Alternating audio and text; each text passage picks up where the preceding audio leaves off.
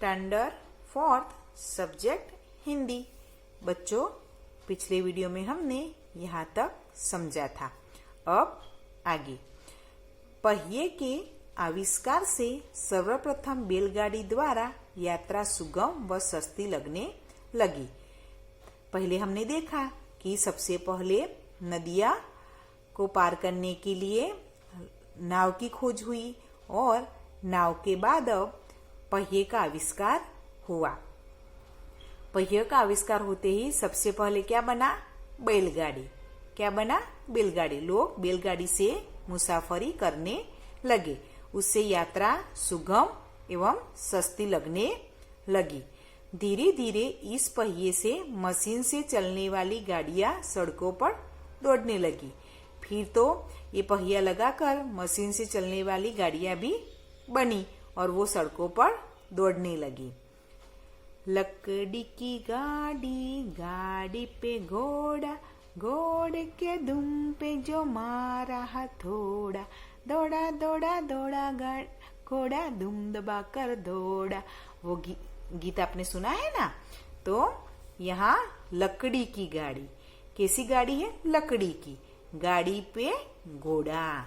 तो यहाँ देखिए चित्र में दिखाई दे रही है गाड़ी, ये कैसी है? लकड़ी की। और इस पे आगे इंजन नहीं लगता था। क्या होता था? उसके आगे घोड़ों को बांध दिया जाता था और वो घोड़े थे ना, वो इस पूरे गाड़ी को खींचकर दौड़ते थे। और सोचो, फिर आदमी का दिमाग इतना दौड़ा कि एक दिन देखा गया कि एक घोड़ा सरपट भाग रहा था और उसके पीछे लंबी रेलगाड़ी जुड़ी थी। पहली रेलगाड़ी कुछ ऐसी थी कि उसे वैगन कहा जाता था। लकड़ी की पटरी और उस पर चलने वाले डिब्बे और डिब्बों को खींचने घोड़े टप टपा टप टप टप। तो यहाँ देखिए आप, तो पहले क्या हुआ? किसका आविष्कार हुआ? पहले नाव बनी, नाव के बाद पहिए का आविष्कार हुआ। पहिए से पहले सबसे पहले बैलगाड़ी बनी और बैलगाड़ी के अलावा भी मशीन से चलने वाले कई साधनों का आविष्कार हुआ। उसके बाद आदमी का दिमाग तो दौड़ता ही चला गया। मनुष्य ने उससे अपनी खोज चालू रखी और नए नए साधनों का आविष्कार शुरू रखा। फिर क्या हुआ? रेलगाड़ी का आविष्कार हुआ।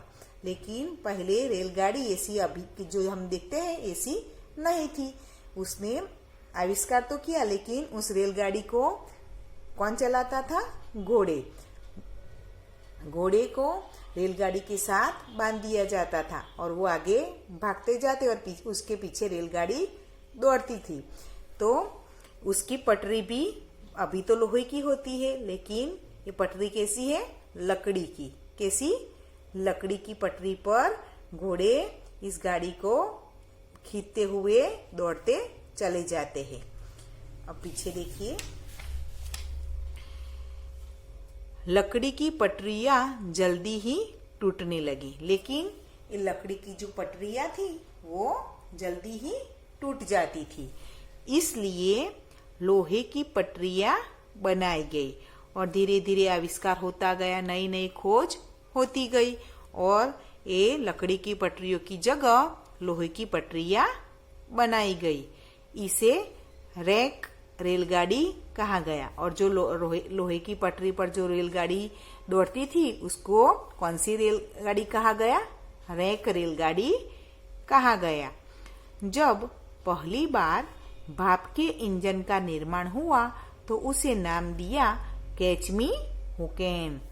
भाप यानी कि वराड़, हाँ आती है ना वो। तो उससे चलने वाली भी रेलगाड़ी की खोज हुई। आपने देखी है ना, वो यहाँ इंजन होता है, वहां से बहुत सारा धुआं ऊपर उठता हुआ दिखाई देता है। तो ये वो रेलगाड़ी थी, उसका नाम क्या दिया गया? कैच मी हू कैन, यानी जो भी मुझे पकड़ सके। यानी उसकी गति बहुत तेज होती थी उसको, यानी कि पहली बार ऐसी तेज चलने वाली साधनों का आविष्कार हुआ था, यानी उसको कोई भी पकड़ नहीं सकता, उसका मतलब ऐसा होता है।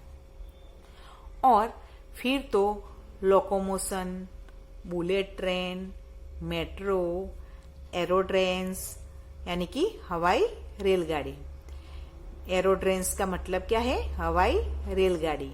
मोनोरेल, ऊपरी पटरी से लटक कर चलने वाली ट्रेन। उसकी पटरी जमीन पर नहीं लेकिन ऊपर रखती है और उस पर लटक कर ये ट्रेन चलती है। आदि कई नाम जुड़ते चले गए, यानी मनुष्य ने एक के बाद एक अनेक ट्रेनों का आविष्कार होता गया। सबसे पहले लकड़ी पर चलने वाली ट्रेन का आविष्कार किया, जो घोड़े उसको खींचकर ले जाते थे। उस ट्रेन का नाम क्या है? वैगन। क्या नाम है? वैगन। उसके बाद रेक रेलगाड़ी, उसके बाद कैच मी हू कैन, फिर लोकोमोशन, बुलेट ट्रेन, मेट्रो, एरोड्रेस, मोनोरेल आदि ट्रेनों की खोज होती ही चली गई। ऐसे ही मनुष्य ने जमीन पर चलने वाले, फिर पानी पर चलने वाले और हवाई मुसाफरी करने के लिए हवा में उड़ने वाले साधनों की खोज मनुष्य करता ही चला गया। जिस प्रकार से जरूरतें पैदा हुई उसी प्रकार से अनेक साधनों की खोज होती चली गई। तो आज पहले के जमाने में मुसाफरी करना कितना कठिन था, हमने देखा ना कि सालों लग जाते थे। उसमें मनुष्य यानी कि जो मुसाफिर थे वो बीमार हो जाते थे और बीमार के कारण कई मनुष्य तो मुसाफिर तो मर भी जाते थे। तो पहले यात्रा करना बहुत कठिन था, लेकिन जिस तरह से नए नए साधनों का आविष्कार हुआ उस प्रकार से अभी देखे तो मुसाफरी करना कितना सरल रोमांचक हो गया है ना। कोई भी हमें तकलीफ नहीं होती। सभी प्रकार की सुविधाएं साधन के अंदर, जो हमारे साधन है यातायात के, उसमें अंदर मौजूद होती है ना। अगर हम देखें कि पानी के अंदर तो बड़े बड़े हवाई जहाज होते हैं, उसमें आप देखें तो रहने की, खाने की सब अंदर सुविधाएं होती है। हवाई जहाज के अंदर भी सभी सुविधाएं अंदर होती है। 2-3 दिन तक अंदर कई सारे मुसाफिर एक साथ रहते हैं, फिर भी उनको कोई भी दिक्कत नहीं होती।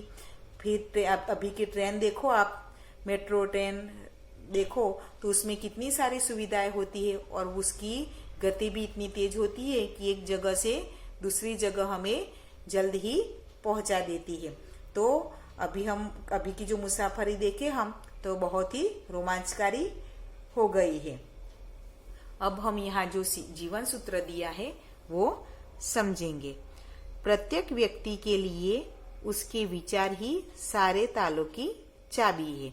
यानी जो व्यक्ति होता है उसके अंदर जो विचार होते हैं वो सारे तालों की चाबी, यानी कोई भी तकलीफ यानी मुसीबत आए, अगर हमारे विचार अच्छे होते हैं तो वो सभी मुसीबतों में से हम बाहर निकल सकते हैं। यानी सभी मुसीबतों का निकलने का रास्ता हमें अपने आप ही मिल जाता है, यानी कि तालों की चाबी है। आवश्यकता आविष्कार की जननी है।